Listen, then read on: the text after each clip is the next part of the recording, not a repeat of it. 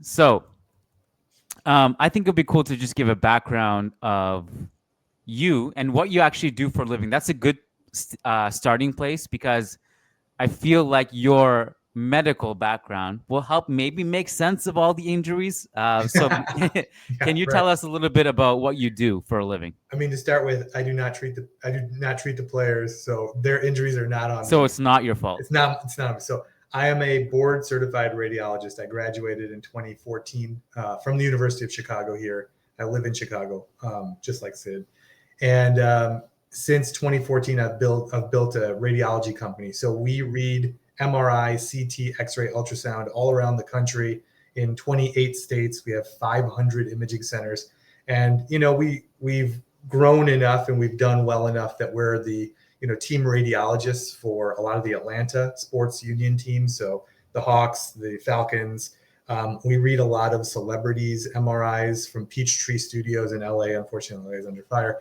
And then we do a lot in Austin. So a lot for the UFC. We read a lot of their studies, and they get injured a ton. So, it's just been sort of a labor of love working as a radiologist. It's the basis of medicine.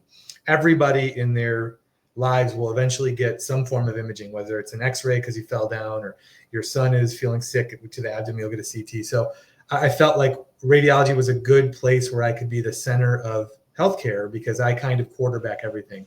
And from that, it's kind of grown to a very large group of radiologists, and my company is quite large, that I've had the pleasure of, weighing in on certain sports teams, et cetera. And Real Madrid naturally has so many injuries each year. I don't know how many ACLs we can go through in 2 years, but as a radiologist, an MSK radiologist, you can see that the knee, they're basing their recovery time, they're basing the actual injury, the time you're off, when you can come back. That's all based on radiographic imaging as well as obviously PT. But we're the ones to tell you, yeah, your ACL is totally gone. This is a totally different injury than just a hamstring strain that you'll see a lot or things. So that's sort of my background as a professional is a doctor. But the dream would be to somehow help out the club because it's sort of an everlasting issue with all soccer, not or football, all football. It's a generally an issue that you're going full speed. The turf can be somewhat slippery, and if you have an injury, it's catastrophic. Certainly non-contact, but injuries are a very big part of the game these days. So I remember last year when I think it was Alaba was the third ACL injury we had. Yep. And Ancelotti said in a press conference that this is unprecedented. Like, I've never experienced three in one season to my backline: Courtois, Militao, Alaba. And then you fast forward to this year, and he lost Militao again. And so the unprecedented becomes ultra unprecedented the deeper we go into this. Is this, for lack of a better word, because obviously I have, you have to kind of talk to me as if I'm a 5-year old in this subject. I don't have your expertise. Is this a coincidence, or is there something deeper in this? Because it kind of just doesn't make sense that the same team can, and obviously Carvajal, I'm sorry, that was the other one this Right. year. Right. Um, is there something else that they're doing wrong as a collective that's causing this, or this is just freak coincidence? So great question. So number one, first of all, let's go back. An ACL, once it's torn, is a yearly issue. Meaning, if you're out with an ACL, you're out for the year. It's very rare you'll come back. I mean, Courtois technically did, and that was all. By the way, we won the Champions League with 3 ACLs. First of all, unprecedented. Yes. That's the most unprecedented Yes. thing. Yes. So you can come back from MCLs, you can come back from strains certainly, or partial thickness tears, but usually an ACL tear, you're done for that year and maybe some into the next year. And then you've seen that in David Alba's recovery. It can even go longer than a year. So yes, because catastrophic injuries are just that. They're catastrophic, but it generally doesn't happen to 3 of your players in the same year.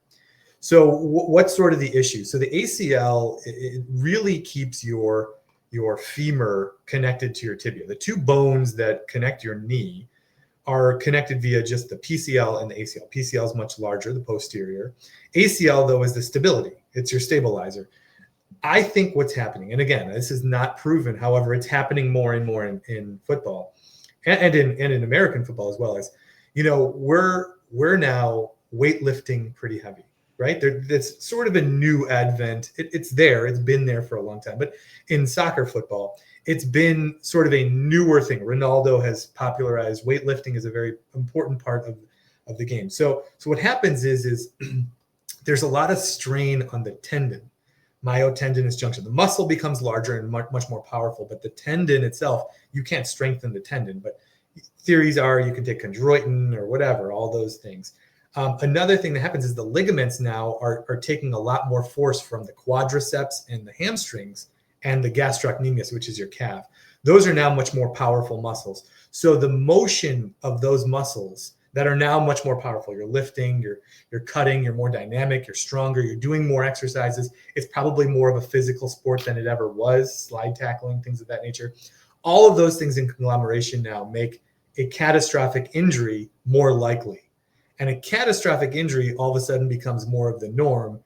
An injury where you break your your fibula or something like that becomes the catastrophic. So what'll happen is you're going to see a ton more low ankle sprains. That's the ATFL in the ankle. Or you're going to see a ton more ACLs, a ton more MCLs, just because now we're going faster. Our muscles are bigger. We're cutting harder. The game is more physical. The pitch, which we're using, by the way, is likely under duress because now there's a push to say, well, Taylor Swift wanted to sing here the night before, pitch isn't ready, or we play football on this field, which I believe the Bernabeu just signed.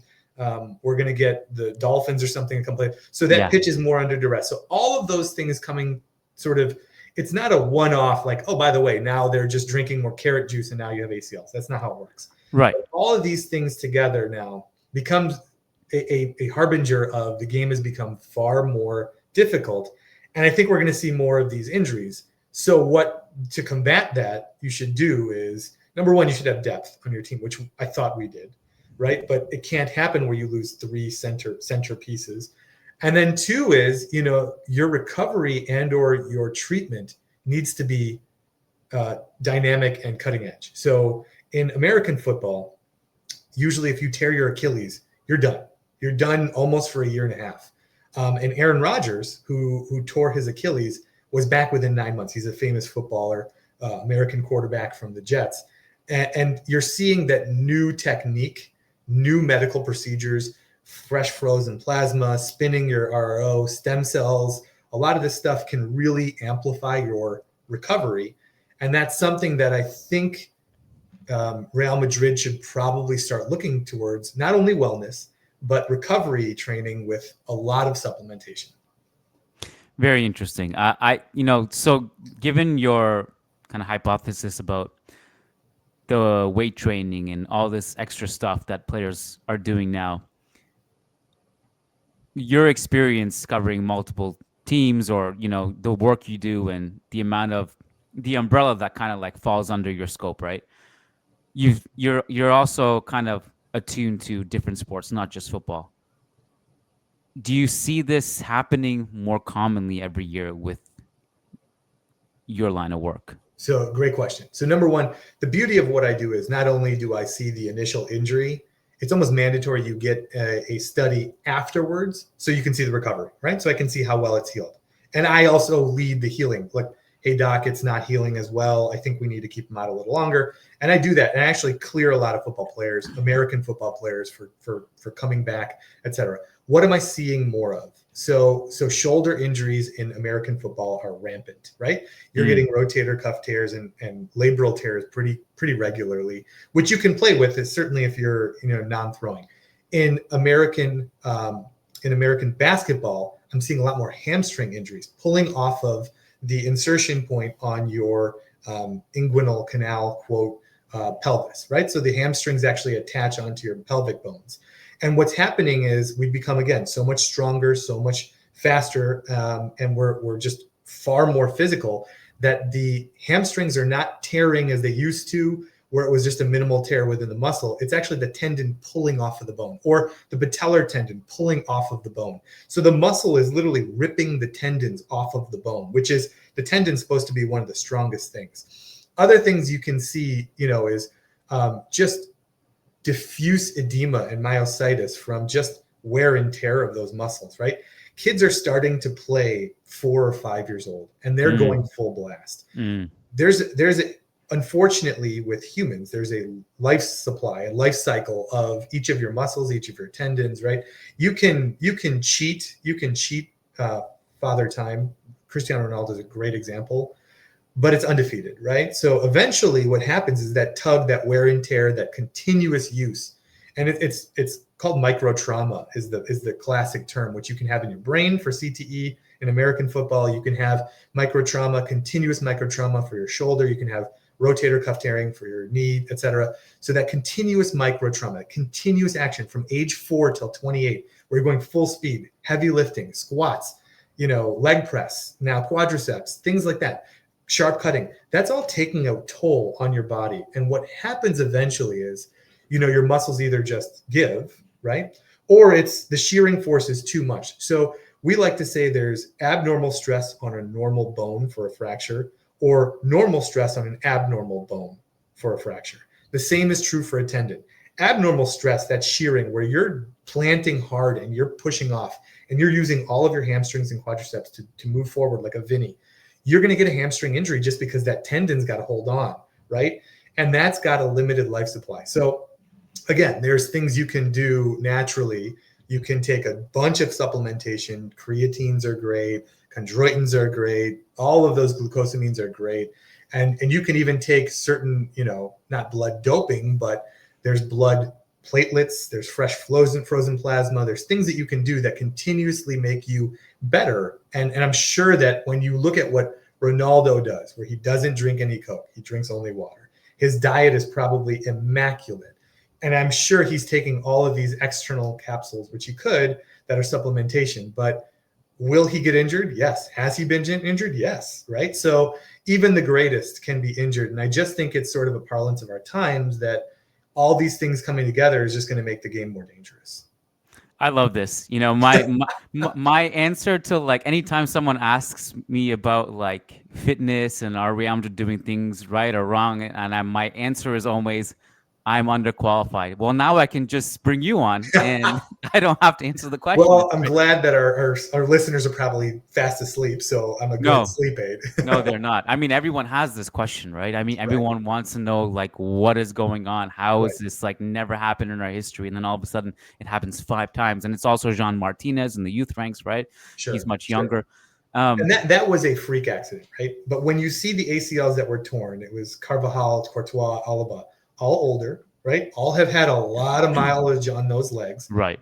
And in most instances, right, you can point it back to it was a non-contact injury. What were they doing? They're planting, turning, and the pitch either gave out or their tug injury, their ACL, they're snapped, right? So you can see that, it's now a conglomeration of a freak injury, or it can even be just the older you get, the more likely you're going to be injured. I mean, Gareth Bale could barely stay healthy towards the end of his career, but he was an Iron Man when he was on Tottenham. So again, that's father time just taking its wear and tear. Now, I want to go back to the original question.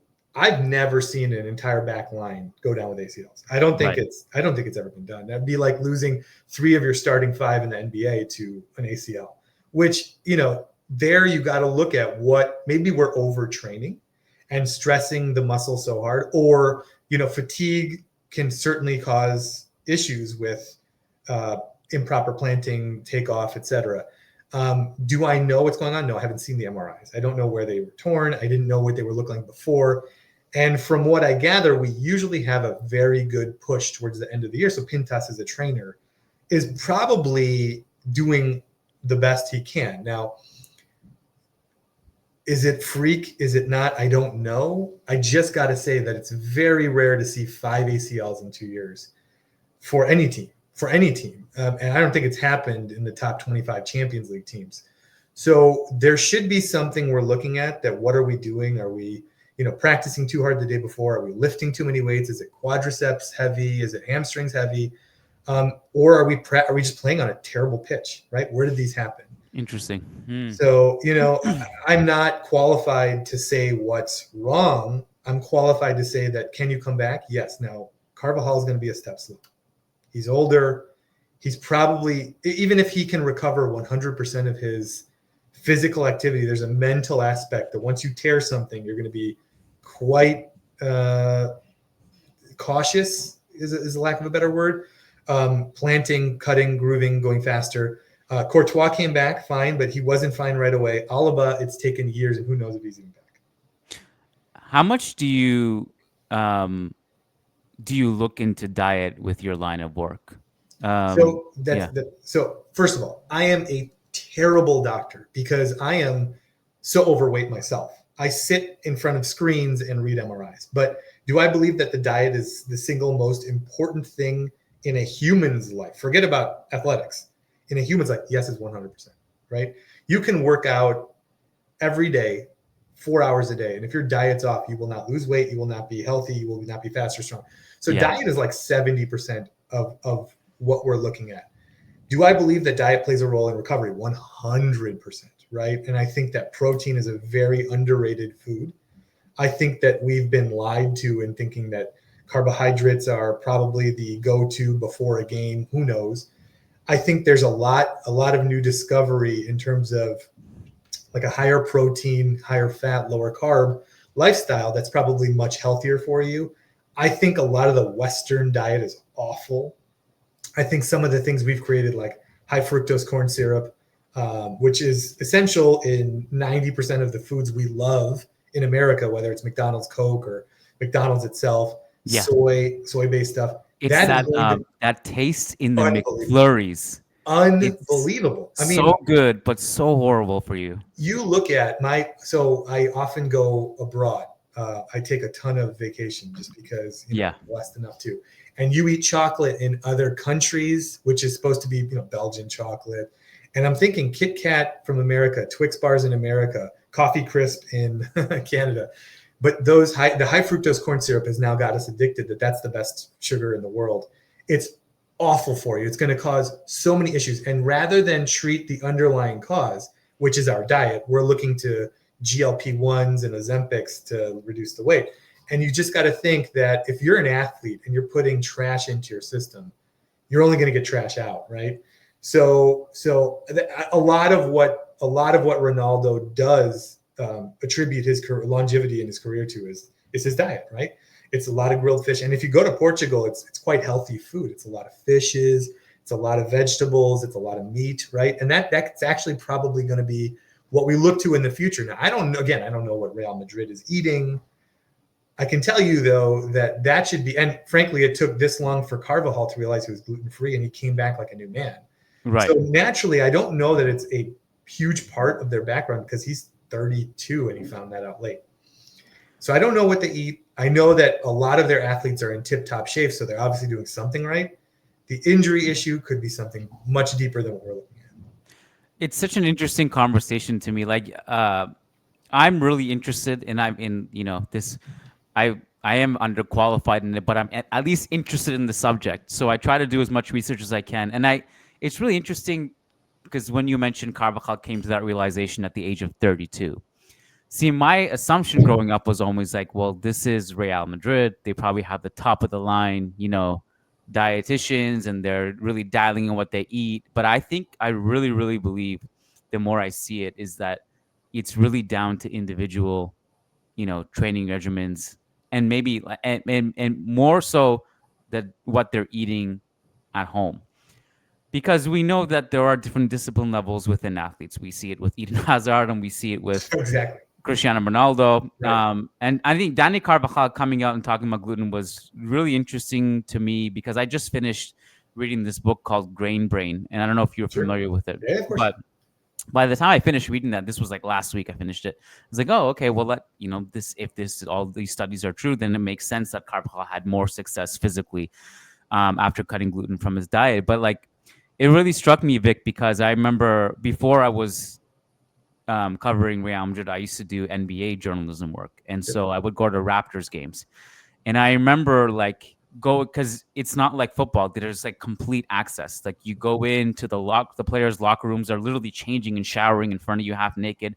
You can see what they're eating. And I remember like after one of the Raptors games, they just had boxes and boxes of pizza after the game for the players. And I remember Jonas Valanciunas just takes 2 boxes to himself. And well, I'm thinking like, well, I guess it makes sense because he is over 7 feet. Right. He probably needs an absurd amount of calories with how much he's burning. So I probably get it. But like this book was talking about, it's not just about calories. It's about like the effects of gluten on the body, and that there's a deeper health benefit behind the aesthetics that, that might come with being in a calorie deficit but still eating a bunch of carbs and, as you said, high fructose corn syrup. You did mention Cristiano Ronaldo not drinking Coke. What about Diet Coke? Can we drink aspartame, Vic? Can I continue to have my Again, guilt-free aspartame Diet Coke? what I do and what I say to, I drink the hell out of Coke. I drink high Right. fructose corn free. I'm drinking caffeine free Diet Coke all the time. Coke Zero, no sugar. Love Yeah. it. Love it. And I want to be perfectly honest with you. The FDA, which is the Food and Drug Administration of the United States, which has blessed these drugs, prove to you that they don't kill you. I know there's a lot of theory that it's causing cancer, and I can't prove that. Mm. There is a longitudinal higher use of these poorly used foods, high fructose corn syrup, et cetera, aspartame, all that, and there's a higher level of cancer. Do we know if it's epigenetics? Do we know what? We don't know. Now, if you're going to drink one, drink Diet Coke. It's better than the sugar. The diabetes will get you. Who knows about the cancer? Should you drink it? No, you should drink water. Water is the greatest substance on earth, right? Right. And again, I'm not, you're going to look at me and say, this guy, why should I listen to him? Technically, I am a doctor. I know what's right. It's hard to do. Should you eat McDonald's? No, I eat it all the time. Should you eat, you know what I mean? Should you eat, should you be eating dessert? No, it's completely useless food, but I eat it all the time. Diet Coke is better than Coke because the degree of obesity related disease morbidity, and then obesity related deaths is the number one cause, right? Heart disease, number one cause of death, times 10 over cancer, over all the other things. So if it's just triaging what's bad, stay away from sugar and you'll be fine, right? You'll live till 75, you might get cancer, but you won't die of diabetes and have morbidity and mortality when you're obese at 50. But yes, when you look at Gatorade, that's just sugar and electrolytes, right? And there's been so many new forms of electrolytes which are now sugar-free, or just pure potassium, sodium, etc. Are electrolytes good for you? Yes. Did they give you an advantage to the Americans when they built Gatorade? Yes. Is it a good drink? No, it's terrible, right? It's sugar. So if you're going to drink one, drink the sugar-free type. Fine. Try and stay away from that too. But again, these athletes, so let's go back. We were talking about the NBA players, even Danny Carvajal. These players have been the best specimens in their sport since birth, right? They excelled when they were in 7th grade. They were playing with, 9th graders. Carvajal has been sort of the best right back at his age and position his entire life. The hardest time to change something is when everything's going well. He was a 4-time Champions League champion. He was the best right back in the world, or whatever it was, right? So why would he think that I need to change the gluten? It wasn't until he lost a step that he's like, maybe I should look introspective. Yeah. When you look at 7-footers in the NBA, they're in the NBA and they're 7 feet. Do you think they care? Right. No. Yeah. It's just when you start to lose a step, Yes, is when you'll look at NBA players like Kobe, who's like, you know what? I'm just only going to eat just to peak my performance. And that's slowly now becoming the truth throughout the NBA. Yes. Take Jokic away, because I don't think he cares what he eats. Yeah.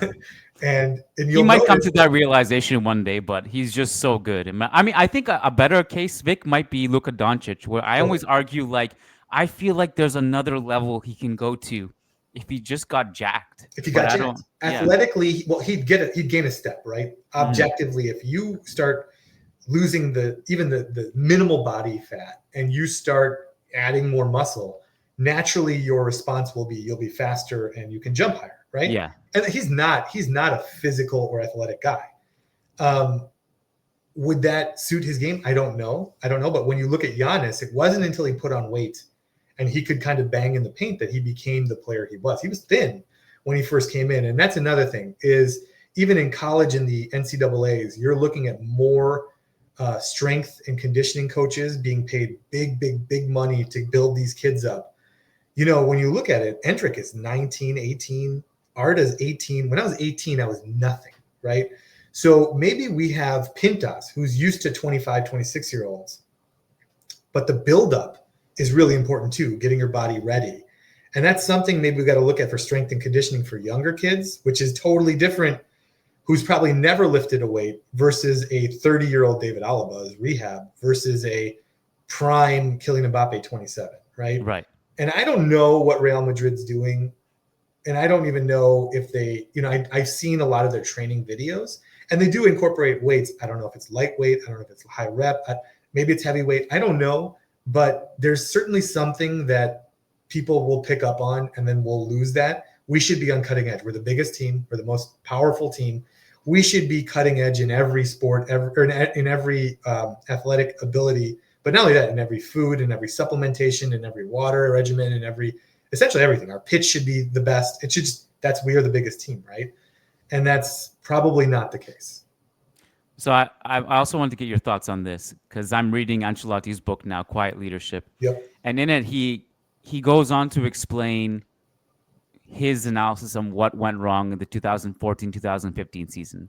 The team went unbeaten for like 25 games. I don't remember the exact number. And then he goes on to say, like, after that, the injuries just took a toll. We didn't have the depth. You know, we had to play Ramos in midfield. And he was saying, like, as soon as the unbeaten run came to an end, the first time they finally lost after all those games, at the same time, data came out that said they're not training enough.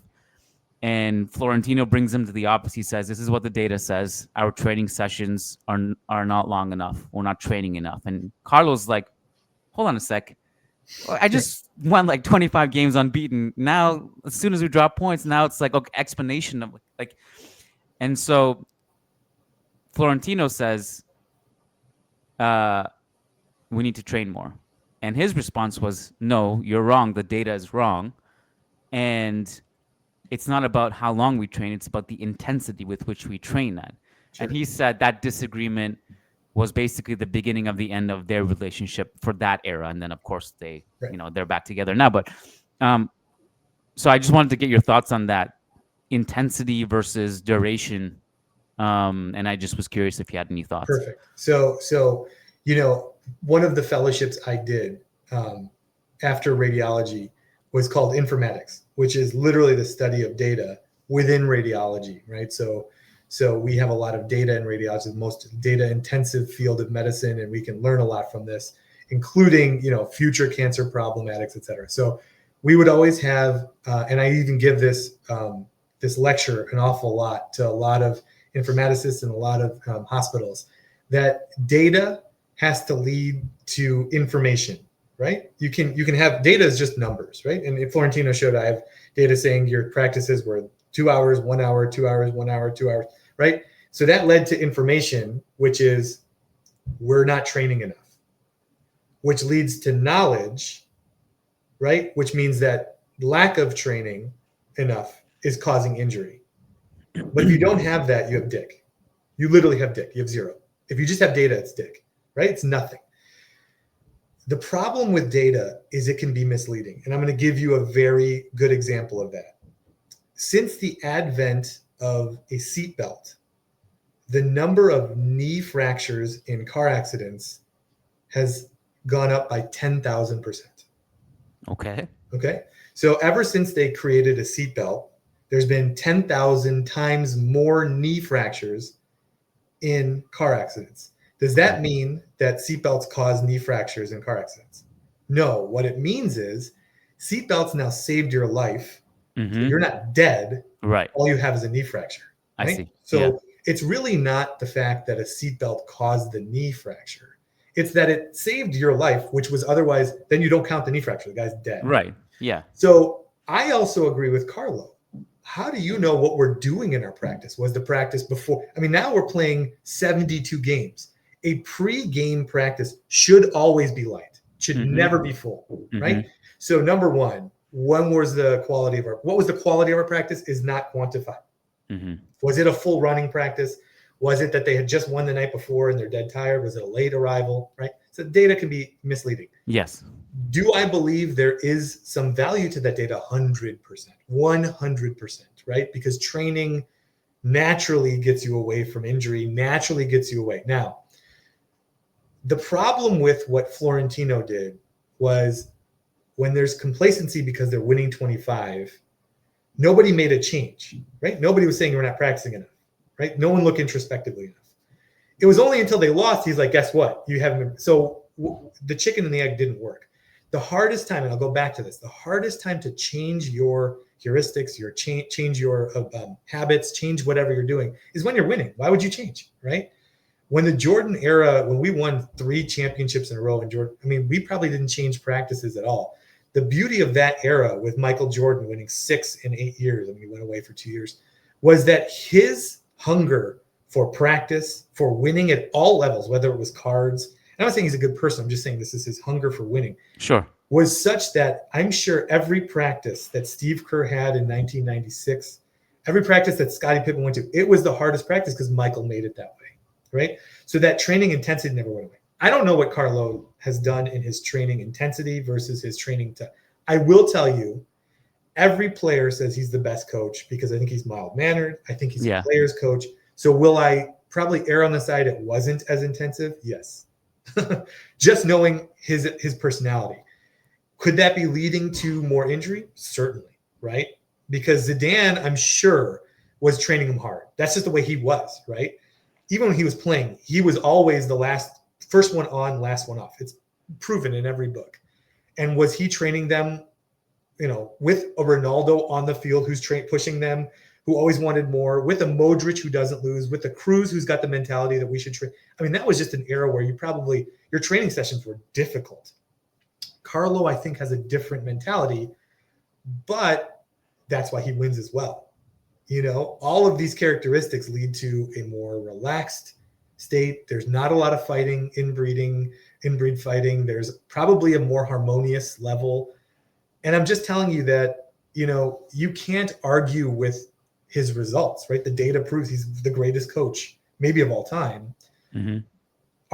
Would I err on the side to say his intensity isn't high? Yeah, of course. Of course. That's just by nature, that's who he is. I've seen Davide, who seems pretty, rigorous in terms of what he's looking at, but I don't see Carlo saying, okay, we're going to do an extra running session. I just don't see it. And I think this kind of points back to like the importance of recovery, possibly more than anything, because I mean, again, this goes back to like the 5th time I'll say this, I'm underqualified, but like Tim Grover, who was Michael Jordan's trainer, always had a different approach on. Say that again. He's Indian. Indian dude. Oh, Indian. Gotta give it up. Yes. Yeah. He's talking about like, for him, it's the opposite more. His whole thing is like, how can you be too prepared? How can you, like, the more you do, the more prepared you'll be. And obviously Michael Jordan is probably, in my opinion, is the greatest athlete that's ever lived. And so he might be in some ways the exception to the rule because of how great he was. But either way, but he also would talk about Michael Jordan also knew when to rest. Like for Michael Jordan, sleep was part of the training. Like he understood the importance of that and understood the importance of, the diet. And, like you look at Michael Jordan's diet, it's pretty simple. It's not an overload of calories and it's real food. And so, and he would also say that, because he also trained Kobe Bryant, and he would say that the difference between Kobe and Michael was that Michael knew when to rest and Kobe didn't. Kobe thought like he was like never sleeping. He was always in the gym. But I think like the recovery obviously is very important, Vic. Totally. I mean, I'll tell you this too. As far as now versus yesteryear, right?